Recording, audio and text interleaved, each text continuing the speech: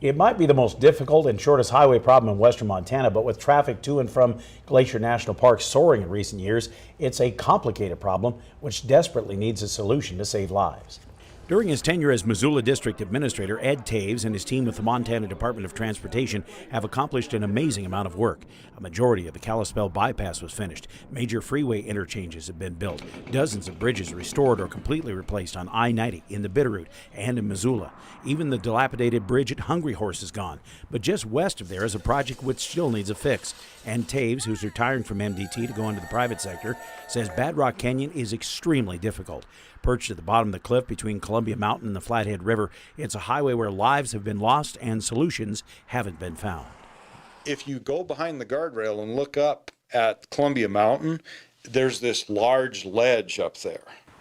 And that's fractured shale on that entire face of Columbia Mountain. And so the geotechs have told me if that gets disturbed too much, you might block half the Flathead River. So definitely some concern there.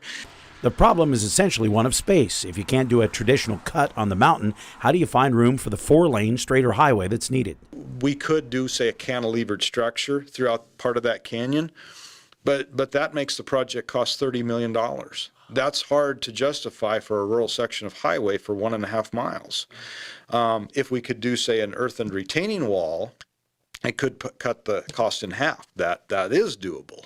Additionally, Taves says there are wildlife crossings to consider, the boat launch on the river, and a gas main under the highway. I think of it in two ways. You have a social aspect and an engineering aspect. The social is, or cultural, is you have a couple of tribes, the Blackfeet and the CSKT, that have some interest in there, some historical interest. So that has to be acknowledged and respected. What has Taves worried is the present danger. While the road from Hungry Horse east and west to Columbia Falls is all 4-lane with a path for bikes and hikers, there's no provisions at all in Badrock.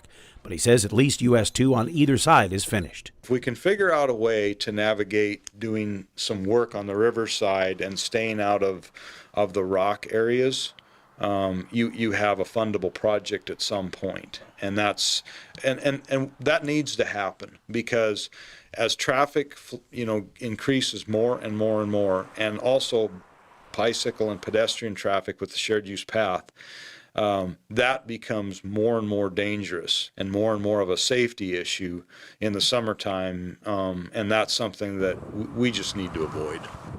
Now, the MDT has hired an engineering firm to begin looking at possible solutions for Highway 2 through Badrock Canyon, and hopefully those ideas could help with the question of how to pay for those improvements.